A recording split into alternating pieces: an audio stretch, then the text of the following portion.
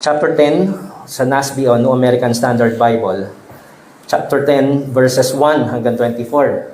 So sabayan po ninyo ako ng pagbasa ng tahimik sa inyong kinaroroonan. No? So buksan po ninyo yung inyong mga Bibles, be it electronic Bible or yung physical Bible. In Luke chapter 10 verses 1 hanggang 24, New American Standard Bible, ito po yung sinasabi. Now after this, the Lord appointed 70 others and sent them in pairs ahead of him to every city and place where he himself was going to come. And he was saying to them, the harvest is plentiful, but the laborers are few. Therefore, beseech the Lord of the harvest to send out laborers into his harvest. Go, behold, I send you out as lambs in the midst of wolves. Carry no money belt, no bag, no shoes, and greet no one on the way. Whatever house you enter first, say, peace be to this house. Verse 6, if a man of peace is there, your peace will rest on him. But if not, it will return to you. Stay in that house, eating and drinking what they give you, for the laborer is worthy of his wages.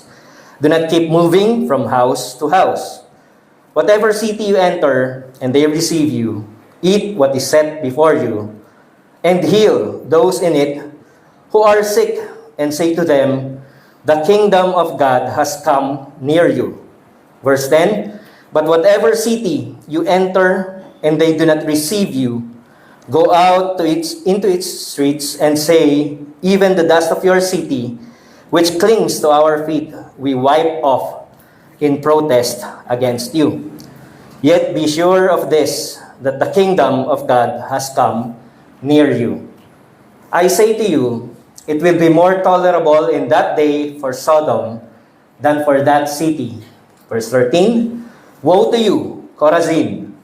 Woe to you, Bethsaida! For if the miracles had been performed in Tyre and Sidon, which occurred in you, they would have repented long ago, sitting in sackcloth and ashes. But it will be more tolerable for Tyre and Sidon in the judgment than for you.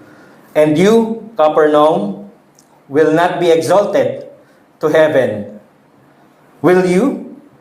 You will be brought down to Hades. The one who listens to you listens to me, and the one who rejects you rejects me, and he who rejects me rejects the one who sent me. Verse 17, the 70 returned with joy, saying, Lord, even the demons are subject to us in your name. And he said to them, I was watching Satan fall from heaven like lightning. Behold, I have given you authority to tread on serpents and scorpions, and over all the power of the enemy, and nothing will injure you. Verse 20, nevertheless, do not rejoice in this, that the spirits are subjects to you, but rejoice that your names are recorded in heaven. In that very time, he rejoiced greatly in the Holy Spirit, and said, I praise you, Father, Lord of heaven and earth, that you have hidden these things from the wise and intelligent, and have revealed them to infants.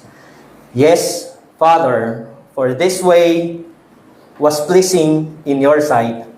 All things have been handed over to me by my Father, and no one knows who the Son is except the Father, and who the Father is except the Son, and anyone to whom the Son wills to reveal him. Turning to the disciples, he said privately, blessed are the eyes which see the things you see. In verse 24, for I say to you that many prophets and kings wished to see the things which you see and did not see them, and to hear the things which you hear and did not hear them. Purihin ng Panginoon sa pagbasa ng kanyang salita. So tayo po ay patuloy na nag-aaral ng Gospel according to Luke, no? So himay-himayin natin ang mga kaganapan at pag-aralan natin ang passage. o sa pinag-aaralan nating passage. So, sabi nga sa umpisa, sa chapter 10, now after this, the Lord appointed 72 others and sent them in pairs. So, meron tong account na 72, meron account na 70. Yung binasa ko, yung NASB, 70. No? Pero sa ibang translation, such as sa ESV, 72. So, depende po kung ano yung pagkakagamit naman, o ano yung ginamit nila na manuscript, ano. So, ito yung sinasabi ng ilan na merong error ang Bible. Pero ang katotohanan, ang error po ay hindi patungkol sa tinuturo nito. No, kung hindi maaari na yung record lamang ng kanilang account, maaring typo, so maaring totoo, hindi natin talaga malaman kung hindi natin pag-aaralan ng mas malalim, ano. Pero hindi na po natin gagawin yung pag-aaral ng mas malalim kung totoo ba na 70 o 72. Ang katotohanan po dyan, nangyari yung event. Yun po yung mahalaga. Nangyari yung event. So wala pong tinuturong mali ang Bible. No, yung numbers lang na nagkaiba. So hindi niya po tinuturuan ang bawat isa sa atin na mali ang account na yan. Kasi be it 70 or 72, nangyari po yung kaganapan that Jesus has sent these people to preach the gospel. So, ang isa pang ano rito, seemingly na naulit yung kaganapan sa chapter 9, beginning at chapter 9, Jesus sending out the 12. This time, Jesus is sending out and appointing other 72. Na bukod sa 12 na kanyang apostles, meron siyang inappoint na 72 or 70 na katao to go ahead of him and preach the gospel, the good news of salvation, the peace and reconciliation sa ating Panginoon. So yung after this dito na tinutukoy, so kung titignan ninyo yung na malinaw ba na nakikita ninyo yung map? So after this na sinasabi dito, yung pong matapos siyang dumaan, matapos yung mga nasabi natin kanina, yung mga kaganapan, yung pag-travel niya papunta ng galing ng Capernaum, pababa. So andun yung Capernaum sa Sea of Galilee. So nandoon ang Capernaum sa Galilee, Bethsaida, andyan yung mga areas na yan, Nazareth. And then going to Jerusalem na nasa baba sa Judea area. Going to Jerusalem, ang tradition ng mga Hudyo, umiikot sila. So sa gilid sila ng Jordan River dadaan. So imagine kung galing ka ng Capernaum or Galilee, kailangan gumilid papunta doon sa sa River Jordan, and then doon ka dadaan. Yun yung kanilang dinadaanan. Instead of going straight, di ba?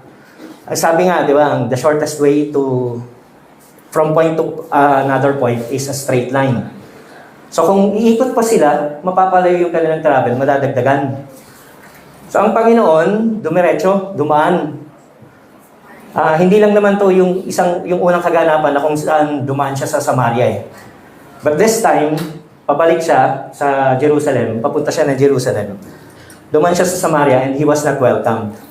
Kasi nga mayroong insidente na ang mga Hudyo, kaaway ang mga Samaritans.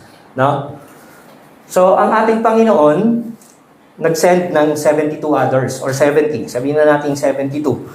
No? 70 others or 72 others, bukod doon sa 12, and he sent them 2 by 2 ahead of him sa mga towns na pupuntahan niya. So maaaring sa Ephraim, sa Jericho, sa Samaria, o saan mang others, o sa Bethany, kung saan na-meet naman niya yung magkapatid na Martha and Mary. At sa Jerusalem, pinaunan na niya itong mga to, para ihayag yung kanyang mabuting balita. Na ito rin naman mga towns na to, pupuntahan din niya, going to Jerusalem. Dadaanan din niya at pupuntahan niya para ipakilala yung kanyang sarili, and also habang gagawin niya yung kanyang mission, magmi-minister pa rin siya sa mga tao na makakasalamuhan niya sa kalsada o sa daanan. No? So sabi ng ating Panginoong Jesucristo mismo sa kanila, "Behold, I am sending out like lamps in the midst of the wolves. So yung 12 ng sinent out niya, binigyan niya kagad ng power and authority over demons, over evil spirits, over the power of the spirits of the air. Pero itong mga to, sinend niya as wolves, as lambs amidst the wolves. So, hindi niya basta-basta agad-agad sinabi na meron kayong mga kapangyarihan din, such as the 12, pero you will be sent like lambs among the wolves. So parang vulnerable ang bawat isa sa kanila, no?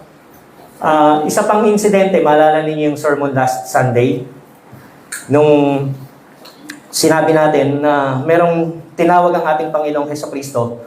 Sabi niya, follow me. Isa doon yung sinabihan niya na yun, ay isa sa mga posibleng kasama dito sa 12 na to. Sa 72, I mean. And then nagdahilan, di po ba? Nagdahilan siya na, let me first bury my father. So baka kaya naging 70 na lang, umalis yung ano. Hindi, kidding aside, no? Kidding aside. So, ganito yun, no? So, talagang may takot silang nararamdaman kasi mga hostile yung kanilang dadaanan na na towns. And ang ihahayag nila ay yung kingdom of God. Merong naghahari na na king, si Herod, under the Roman Empire. Na delikado kapag inihayag nila na may bagong king na dadating, no? It is as if they are rebelling against King Herod and also the Roman Empire. So kaya talagang alanganin, no? Hindi sila basta-basta makapaghayag lamang ng panibagong paghahari na ihahayag nila. So but as we continue to learn about this passage, makikita rin naman natin na itong 12 na to, o 72 I mean, ay hindi rin naman pinabayaan ng ating Panginoong Hesukristo. Ulitin natin yung map. So, sa map na yan, coming from Galilee, papunta ng Jerusalem, kustumbre nga nila, sabi ko iikot sila, pero ang Panginoon tumawid sa Samaria. So, hindi siya tinanggap. So, papuntang Jerusalem, makikita natin na marami pa siyang bayan na madadaanan. Kagaya rin ng 12, hindi rin sila pinagdala. So, ang mission nila is to spread or to share the good news of peace and reconciliation to God. Kagaya rin ng 12 na unang pinadala ng ating Panginoong Hesukristo, no? Sila rin, hindi rin sila pinagdala ng mga pera, ng bags, at saka extra sandal or shoes. So, hindi kailangan na sinabihan din sila na wag silang maging palabati o yung taga-greet sa mga makakasalubong nila. Ang reason dito sa greeting na wag kayong masyadong mag-greet o wag kayong mag-greet ng kahit na sino sa inyong dadaanan is that they need to exercise yung urgency ng message na kanilang kailangang i-share. Kasi ang tendency, parang sa atin din yan no? Sino dito yung may mga nanay na kapag ka mamamalengke at may nakasalubong, nakalimutan na yung ipapalengke? Naging kwentuhan na ang nangyari. So, yun yung iniiwasan. Kasi kustumbre talaga ng tao yun. Kapag ka merong nakasalubong at merong topic na pagsisimula ng conversation, mapupunta na doon sa topic na yun. At yung mawawala na yung importance ng kanilang mensahe na dala. Nakakalimutan na. So, by nature, ganun talaga tayong mga tao. So, yun yung iniiwasan. Kaya ang sinabi ng ating Panginoon, do not greet anyone on the streets, but be focused sa message na inyong dadalhin. So dahil every time nga na may babatiin sila, nauuwi na kung saan-saan. Hindi na nakafocus sa gospel yung usapan. And binilin din sa kanila ng Panginoon, kagaya rin ng binilin sa 12, makituloy lang sila sa bahay ng unang magwe-welcome sa kanila. So hindi sila kailangan magpalipat-lipat ng bahay. So basahin natin ulit yung verses 5 hanggang 7. Whatever house you enter, first say, peace be to this house. If a man of peace is there, your peace will rest on him. But if not, it will return to you. Stay in that house, eating and drinking what they give you, for the laborer is worthy of his wages. Do not keep moving from house to house. No? So, yun po yung sinasabi. So, they should offer peace sa bahay na pupuntahan nila. Kasi yun yung message nila eh. Message of peace coming from God. Peace and reconciliation from God. No? Na yung kingdom of God is at hand. Meaning to say, yung reign ng ating Panginoong Hesukristo, yung paghahari ng Diyos through Jesus Christ, ay nasa sa kanila na, sa kanilang tahanan. Kaya magkakaroon ng kapayapaan, no? Magkakaroon ng kapayapaan sa tahanan, natatanggap ng mensahe na yon, na mensahe na dala nila. No? So they should offer peace sa bahay na pupuntahan nila, at kung meron man na man of peace sa bahay, meaning meron nang itinalaga ang Diyos. Kaya sila winelcome kasi meron nang itinalaga ang Diyos doon sa bahay na yon, no?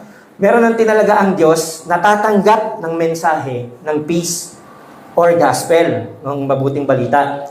Kaya dahil yun ang itinalagang tahanan ng Diyos, doon sila magstay. Dahil welcome sila doon para i-share ang message of peace and reconciliation with God through Jesus Christ. Kung wala naman, no? Pagpunta nila, pagkatok nila sa bahay, peace be unto this house, tapos walang tumanggap sa kanila, parang patawad, wag muna kayo dito, no? Parang mga ganon. So kung walang man of peace doon sa bahay na yon, hindi nawala yung kapayapaan. Kasi bumalik lang sa kanila. Meaning to say, ginawa nila yung kanilang part, na dala nila yung kapayapaan ng Diyos, yung mensahe ng kapayapaan at reconciliation ng Diyos. At hindi natanggap yan ng taong pinuntahan o kinatok nila. Yung buong tahanan actually, hindi lamang yung tao na sumagot, no? Yung buong tahanan actually. So hindi masasayang yung kapayapaan na yun, yung message na yun. Kasi finulfill nila yung mensahe ng Panginoon. Finulfill nila yung duty na binigay sa kanila ng Panginoon na i-share ang good news of salvation. And yet, that house did not welcome the message of peace and reconciliation of God through Christ. So having a man of peace sa bahay na pupuntahan nila, meaning that man of peace is foreordained. Itinalaga na yun ng ating Diyos in Christ to become a part of the body of Jesus Christ, which is the church. So ang church hindi lamang po nag-exist after the New Testament. Kung hindi ang church ay nag-exist na, even before the Old Testament, or even during the Old Testament time, meron na pong simbahan. Hindi nga lang hayagan yung physical na simbahan, pero meron ng body of believers. And body of believers pertain to the church. No? So, ang man of peace is foreordained by God to be a part of the church. Maging kabahagi ng simbahan. No? And Christ's mission of proclaiming the kingdom of God to be supported by it o by the church. Yun po yung ibig sabihin na kapag winelcome sila, poprovidean sila ng pagkain, ng place to stay, ng comfort and safety, ng magwe-welcome sa kanilang tahanan. So as a church, ang mission ng Panginoong Hesukristo of proclaiming the kingdom of God is to be supported by the church. Kaya tandaan po natin, ang mission ng ating Panginoong Hesukristo is not a charity. Hindi po siya yung charity na kailangang, anong tawag mo nito? Anong tawag mo doon? Limos. No? Hindi kinakailangang limos ang gawain ng ating Panginoon. Simply because the Lord Himself has provided and foreordained people who will support His ministry. People who will be a part of His church and will support His ministry. So yung pong mission ng ating Panginoong Hesukristo is not a charity, but it is a support of the church member. Kaya the man of peace is to support and feed the missionary sent by Jesus Christ to share the message of peace and reconciliation. So lahat po tayo na kabahagi sa katawan ng ating Panginoong Hesukristo has a duty, Christian responsibility, to support the mission of sharing the good news of salvation. Sabi nga, in verse 7, the laborer is worthy of his wages. No? Ang laborer ng ating Panginoon, the one who was sent by Christ, is deserving of his wages. Kaya kailangan ng support ng body of Christ. So meron din bilin sa kanila na huwag magpalipat-lipat. Ano yung dahilan? Kasi nagkakaroon po ng yung idea na mas komportable sa kabilang bahay, kaya doon na lang ako tutuloy. No, mas maganda yung kabilang bahay, mas masarap yung ulam na sineserve nila doon. Dito, tira-tira lang yung binibigay nila sa akin. Gaya nga ng sinabi ko, mga kapatid, the work of the Lord is not a charity, na kung saan tira-tira lang ang kailangan nating ibigay. Kung hindi what we eat, what we have, what was provided for us by God, yun yung i-share natin sa ministry ng Panginoon.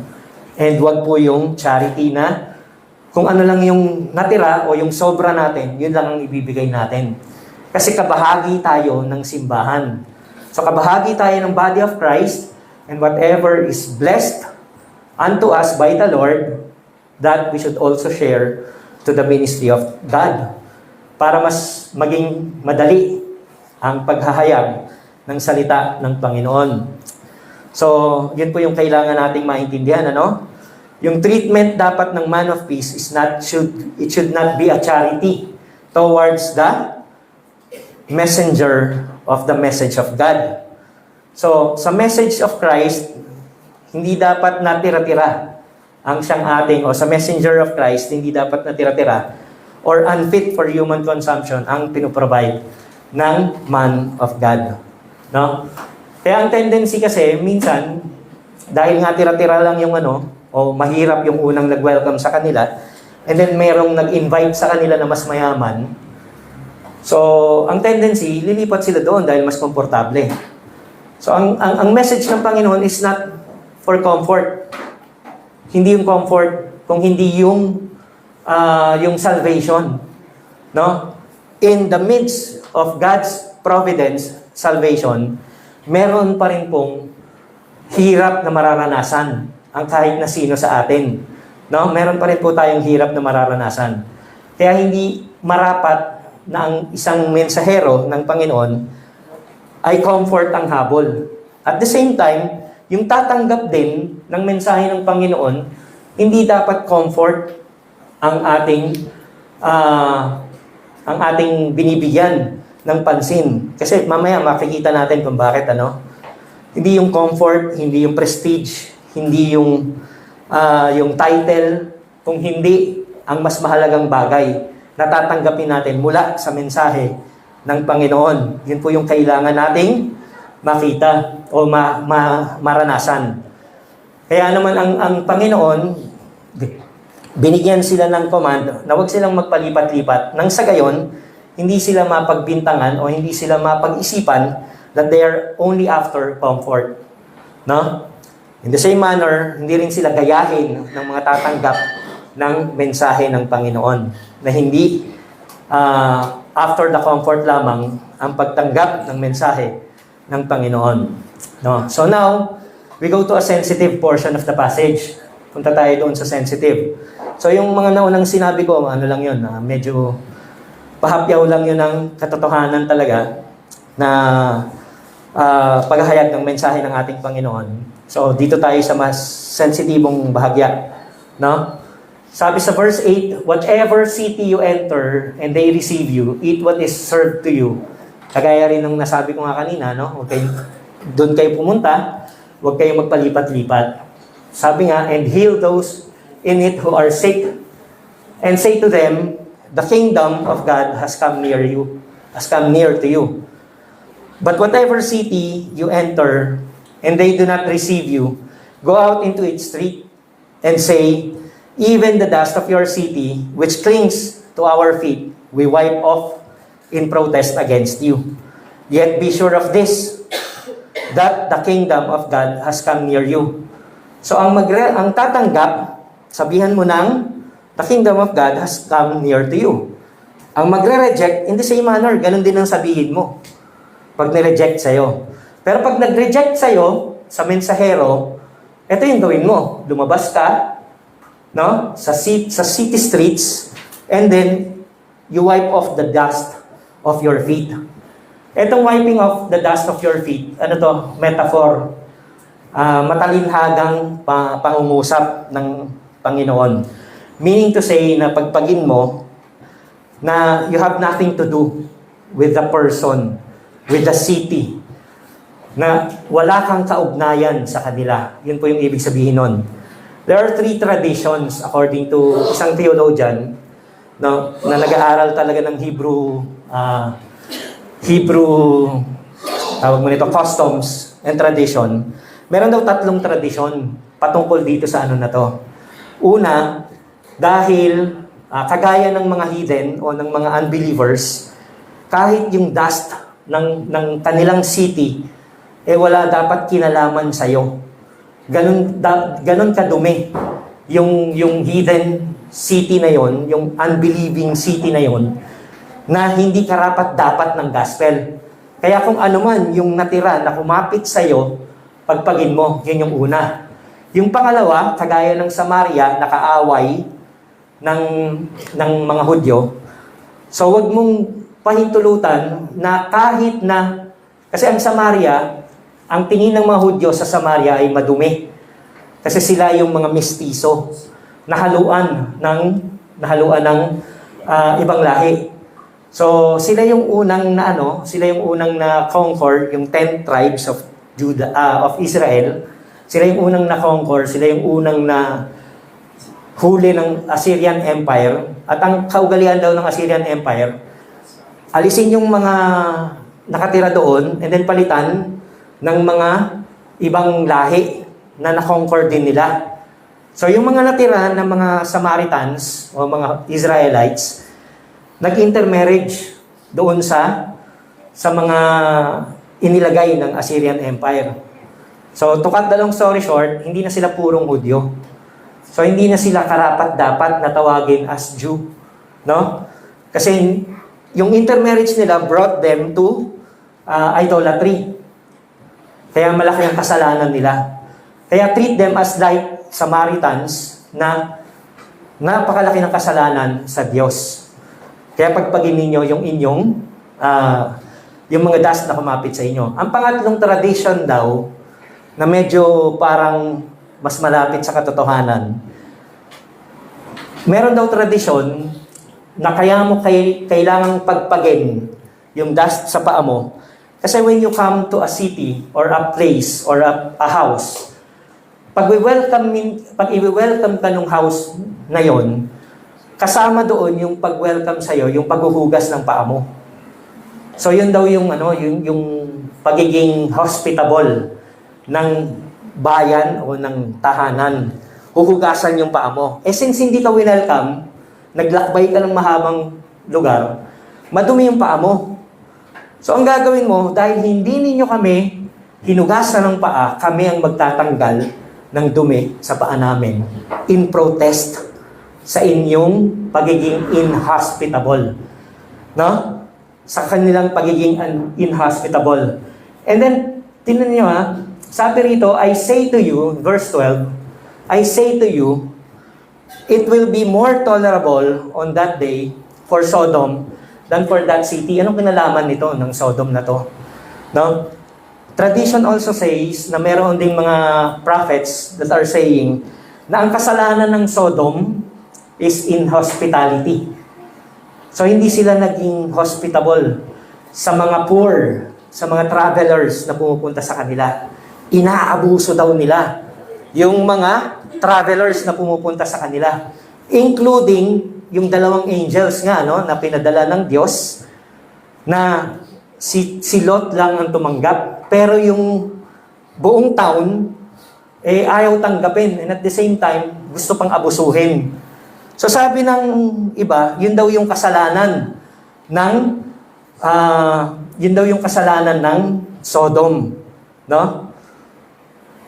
So ang reality po, mga kapatid, ang kasalanan ng Sodom ay hindi lamang inhospitality, no? Kung hindi, tingnan natin yung Genesis chapter 8. Genesis chapter 18. Ito po yung actual account ng pagpunta ng Diyos sa Sodom. Anong sabi ng Panginoon? Ito ang kausap niya dito is si Abraham, no? Nung in-announce ng Panginoon yung pagbubuntis ni Sarah and then yung pagpunta ng mga angels sa Sodom. Anong sabi ng Panginoon kay Abraham? And the Lord said, the outcry of Sodom and Gomorrah is indeed great, no? And their sin is exceedingly grabe. Is exceedingly grave. Di ba?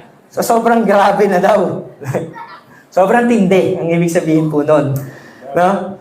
So, meron pong mga preachers kasi nga na nagsasabi na hindi pagiging homosexual ang kasalanan ng Sodom, kung hindi yun na nga, inhospitality.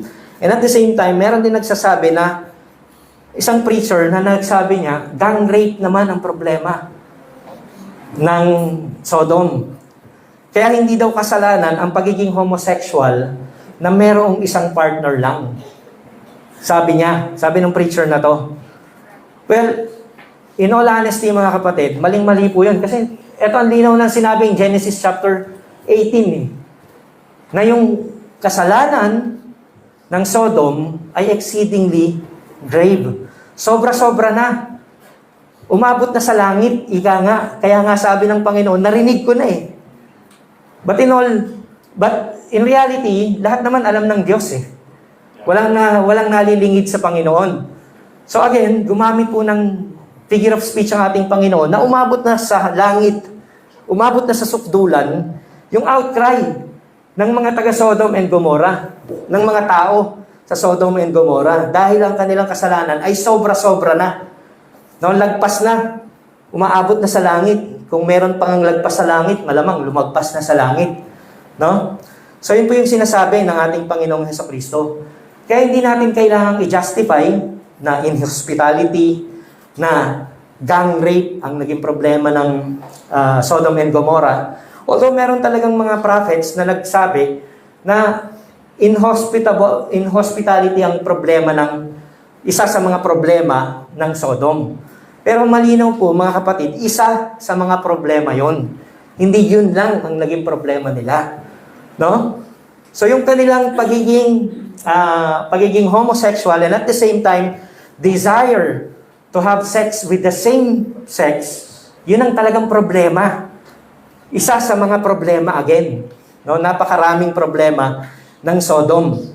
So Sodom ay naging default na po nila. Kaya sinabi ng Panginoong Hesukristo na mas magiging mabuti pa ang kalagayan ng Sodom in judgment time kasi naging default nila of when illustrating the execution of God's wrath due to their sin and rebellion against God. So ang default nila ng matinding puot ng Diyos ay Sodom. Yung illustration, no? Pero tingnan niyo, sabi ng Panginoon, mas matindi pa ang sasapitin ninyo kaysa sa Sodom. Mas mabuti pa ang kalagayan ng Sodom on Judgment Day. Sabi ni R.C. Sproul, meron daw iba't ibang level ng kasalanan. Sabi ni R.C. Sproul, sabi niya, so hindi po totoo na lahat tayo pantay-pantay na makasalanan lang sa Diyos. Totoo yun, but at the same time, hindi rin totoo na walang level yung pagkakasala natin.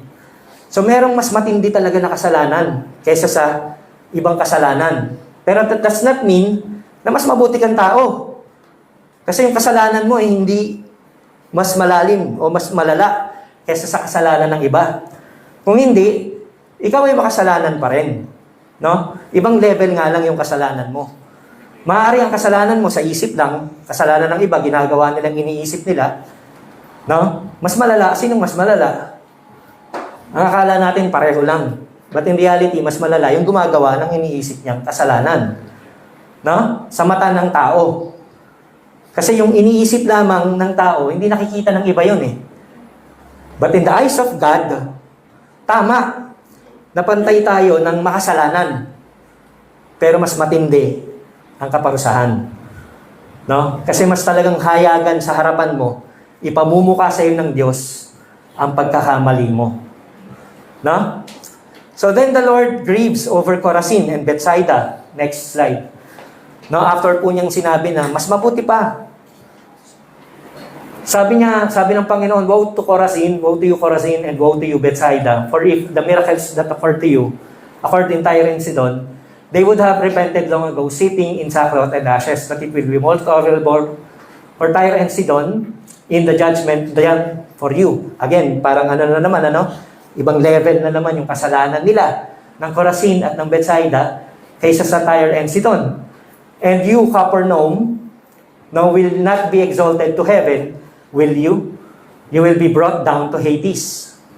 So ito yung relation nitong passage na to, no? Itong verses na to. Chorazin, Bethsaida, and then Capernaum. Yung Chorazin, Bethsaida, parang mas malala pa ang sasapitin kaysa sa Tyre and Sidon. So ano ba yung Tyre and Sidon? Yung Tyre and Sidon, yung capital ng Baal worship. Doon nagmula, o isa sa mga pinagmula ng Baal worship in the Old Testament. Diyan, prinsesa si Jezebel. Hindi yung Whale, hindi yung Sirena. Si Jezebel, si Queen Jezebel na asawa ni King Ahab, kung saan nalugmok sa kasalanan ang kabuuan ng Israel. No, si Queen Jezebel din ang kumontra kay Elijah. Siya yung ng mga Baal worshippers, prophets of Baal na challenge ni Elijah. No? Siya yung sobrang sama na queen. So again, parang default din to na kasalanan kasi ang Tyre and Sidon naging center of idolatry during the Old Testament and hanggang sa New Testament. So nalubog na talaga sila sa kasalanan ng idolatry. Pero kung mapapansin natin, wala namang recorded sa Luke na nagpunta doon yung messenger ng ating Panginoon at nireject sila. Saan? Yung Chorazin, yung Bethsaida, at saka yung Capernaum. No? So ito lang po yung isa sa mga patunay sa sinasabi ni John na hindi lahat ng lahat ng activity na nangyari ay nasulat sa aklat na ito. No? Ending ng John chapter 20 almost.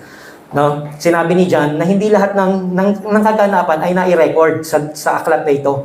Kasi kung lahat ng kaganapan ay i-record, kulang ang isang buong libro sa pagre-record ng mga kabutihang ginawa ng ating Panginoong Hesukristo. So ano yung comparison between Capernaum and Tyre and Sidon?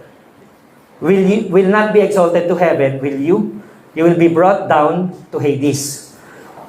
Ito yung isa sa mga prophecy ni Ezekiel about the king of Tyre.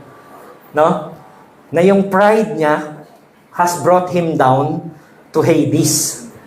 So in comparison, na itong mga mayayabang na taon na to will be brought down to Sheol or to Hades. Paparusahan ng ating Panginoong Hesukristo. So walang nare-record, pero dahil dyan sa verses na yan, no, specifically in verse 16, hinayag ng ating Panginoong Hesukristo. Anong sabi ng ating Panginoon? The one who listens to you, listens to me, pertaining to His messengers. No, itong message na to. And the one who rejects you, rejects me. So, ibig sabihin, itong mga taon na to, na sinabi ng ating Panginoon na mapaparusahan, most probably, nireject nila yung mensahe ng mga messengers ng ating Panginoong Hesukristo. No? So, hindi lang yung messenger ang nireject nila. Ang sabi ng Panginoon, sinong nire-reject nila? Siya mismo. At ang nag-send sa Kanya na Ama.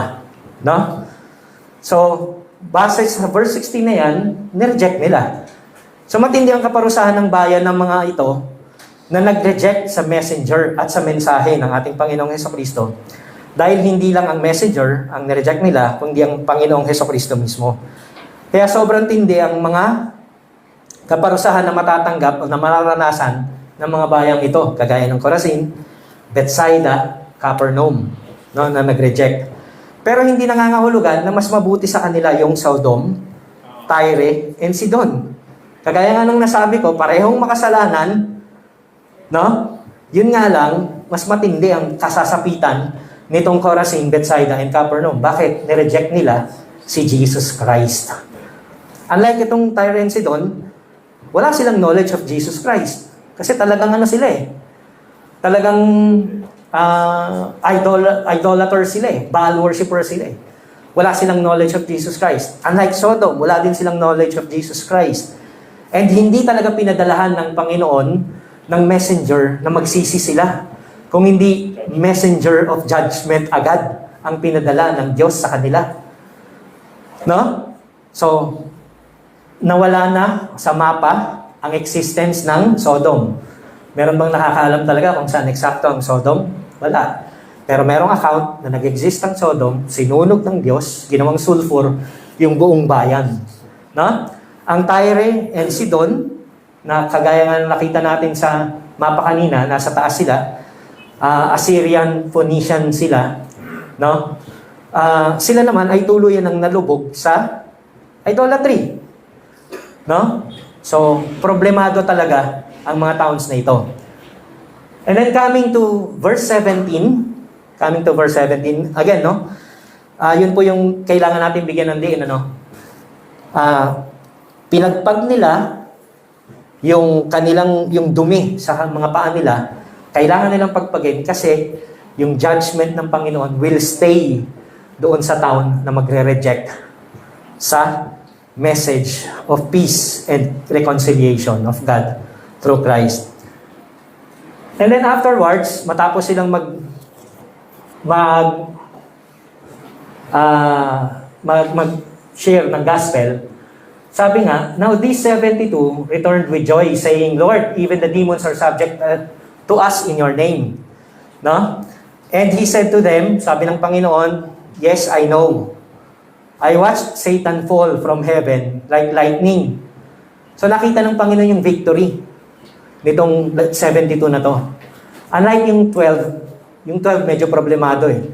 Hindi sila masyadong tinanggap at walang masyadong resulta. Bagamat meron silang kapangyarihan na magpalayas nga ng dyablo, magpagaling ng mga may sakit, yet still, naging problematic din yung after ng kanilang sa send ng message. Unlike itong mga totoong-tuwa sila, kasi nakita nila yung power and authority of the gospel over the evil spirits. Nakita nila, naranasan nila. Even the demons, sabi nga, obey them. No? Nang tawagin nila, Satan, let's go. Sumasama sa kanila. Hindi, kidding aside. No? Umaalis kapag pinapalayas nila, gumagaling ang mga pinagagaling nila, pinapagprayan nila na gumagaling. Sabi ng Panginoong Jesucristo, I have given you and authority over all, I have given you authority to walk on snakes and scorpions. Literal po ba to? No? Marami tinitake to as literal. Kaya naman pagka nakatuklaw ng ahas, namamatay sila. Then sabihin nung iba, kulang ka kasi sa faith. No? Matapos matuklaw, kulang pa sa faith. Ang bihira, ano? Hindi po literal to. Ito po ay, again, metaphorical, na lahat ng evil has no power against the people of God. Wala pong kakayanan, wala pong kapangyarihan. Nakakatakot ang kapangyarihan ng Diablo, kagaya nga ng salita ng Panginoon, the devil is like a roaring lion. Lumapit ka sa lion, sige. No? Subukan mong lumapit sa lion. Roaring lion pa. Pag narinig nga daw yung roar ng lion, talagang matindi. Nakakasindak daw talaga. No? Hindi ko pa naranasan yon, pero according to those who have experienced the roar of a lion, talagang nakakasindak. No? So, pero, sabi ng Panginoon, I have given you authority to walk on snakes and scorpions and authority over all the power of the enemy, and nothing will injure you. Will injure. O hindi ka masasaktan. So, again, hindi po ito literal na hindi ka talaga masasaktan. Kung ating Panginoong Jesucristo nga, no, He was pierced sa side ng kanyang katawan, yung kanyang heel ay bruised by the evil one, lalo pa tayo. na followers of Jesus Christ lang. We will also experience kung anong na-experience ng ating Panginoong Hesukristo. But the point is this, meaning na walang mag-harm sa'yo, hindi ka na mawawala sa Kanyang presensya. Hindi ka na mawawala sa Kanyang mga kamay. Hindi ka na mahuhulog sa patibong ng kaaway na kung saan malalayo ka sa Diyos dahil iniingatan ka ng Panginoong Hesukristo. Kasi ito yung Kanyang sinabi, nevertheless, do not rejoice in this. Huwag kang mag-rejoice na kaya mo magpalayas ng diablo, na kaya mong magpagaling ng may karamdaman, na kaya mong utusan yung yaman, bumaba ka rito, bigyan mo kami ng yaman. Huwag kang mag-rejoice doon. Kasi hindi ka rejoice yun. Ang mas ka-rejoice ay that your names are recorded in heaven. They rejoiced because they were successful in their mission. Na-experience nila yung power and authority over evil spirits. Pero ang sabi ng Panginoon, mag-rejoice ka because your names are recorded in heaven. Bakit kaya? Ano sa palagay ninyo, mga kapatid? Na mas kailangan ka mag-rejoice dahil nasusulat ang iyong pangalan sa langit. Bakit kaya? Brethren, ito po yung dahilan. Kasi kapag nasulat yung pangalan mo sa langit, it means salvation. Your salvation is eternal. Walang hanggan ang iyong kaligtasan. No?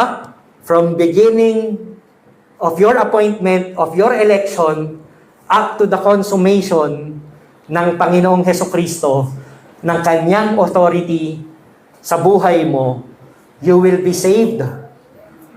You are saved. And no one can snatch you away from the hand of God. No? Yun po yung ibig sabihin nun. Kaya mas mag-rejoice ka. Eternal kasi yung salvation. Unlike yung authority and power over evil spirits. Sa palagay mo, eternal yan? Meron ka pa kayang palalayasing demonyo sa langit kapag ka nasa presensya ka na ng Diyos?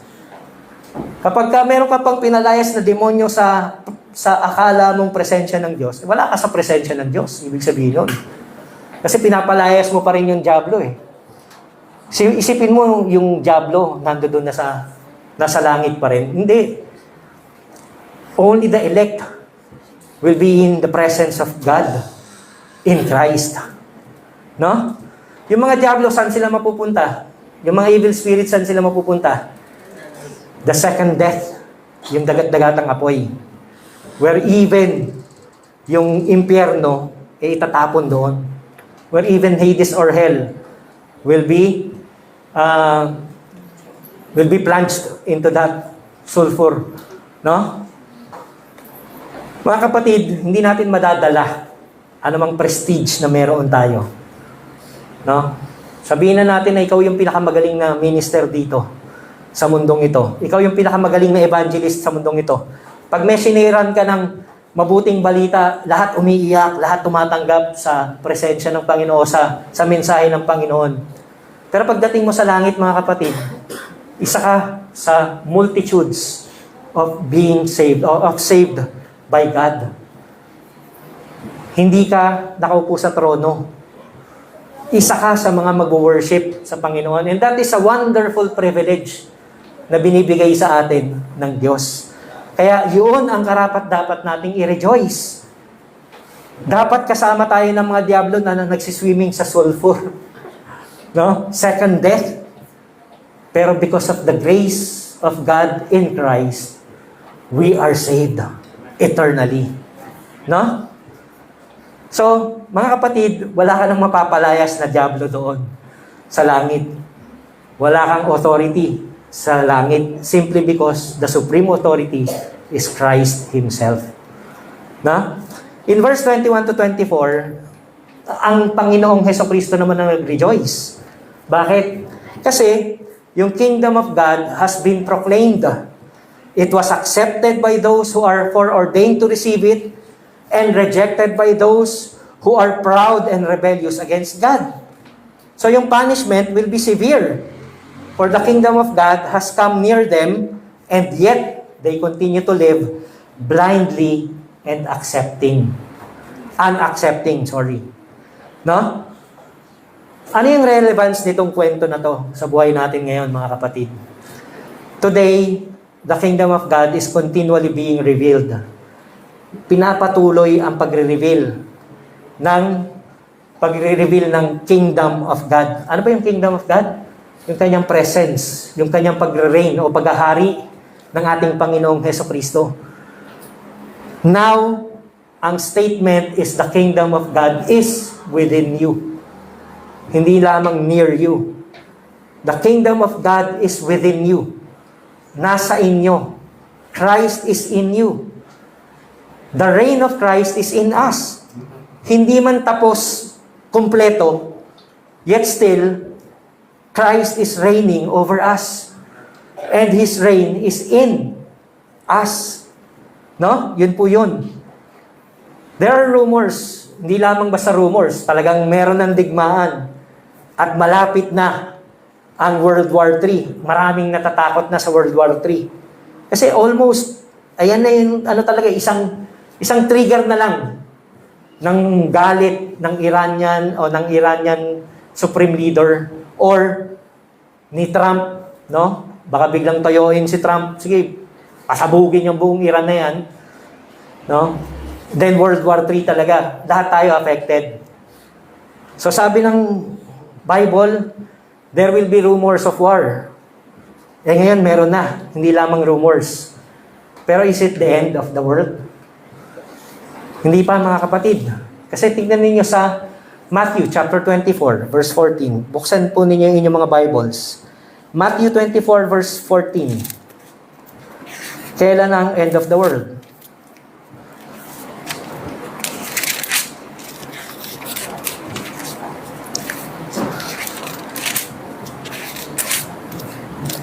Matthew 24, verse 14 says, dali.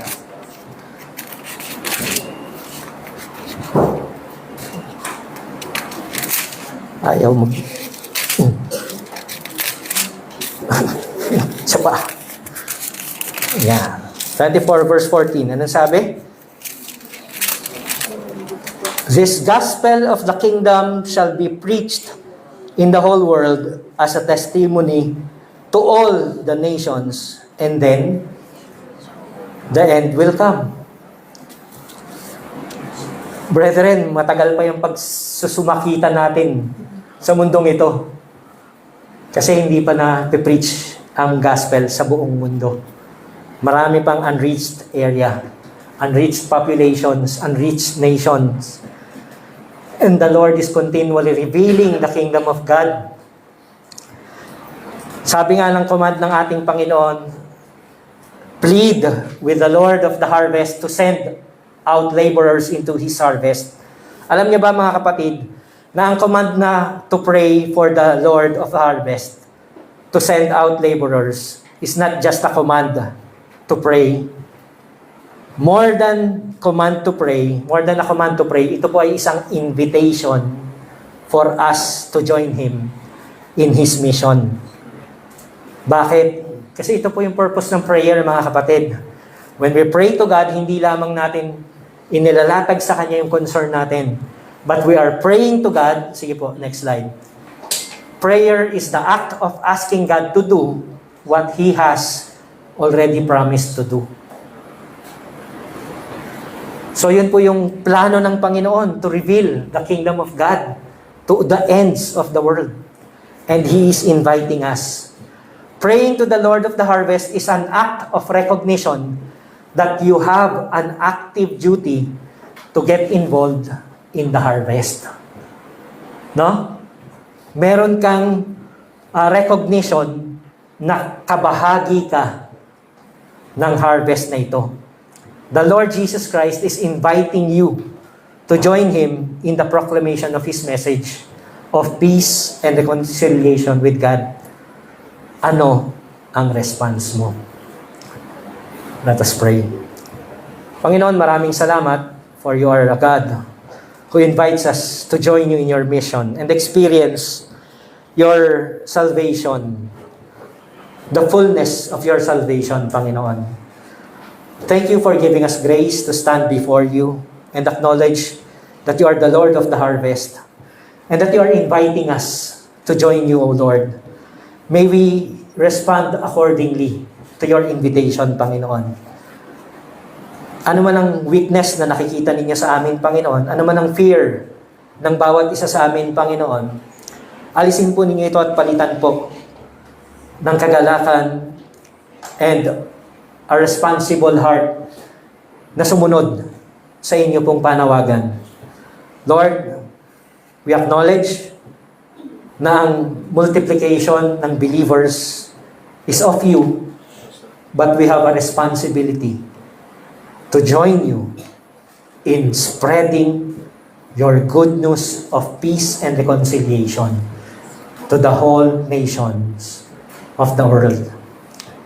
Salamat po ng marami, Panginoon, for giving us this wonderful opportunity to receive your message and be encouraged that we have you as our Savior and that our names have been recorded in heaven. Not because of what we have done, but because of the goodness of our Lord Jesus Christ. Salamat po. This we pray in Jesus' name. Amen. Amen.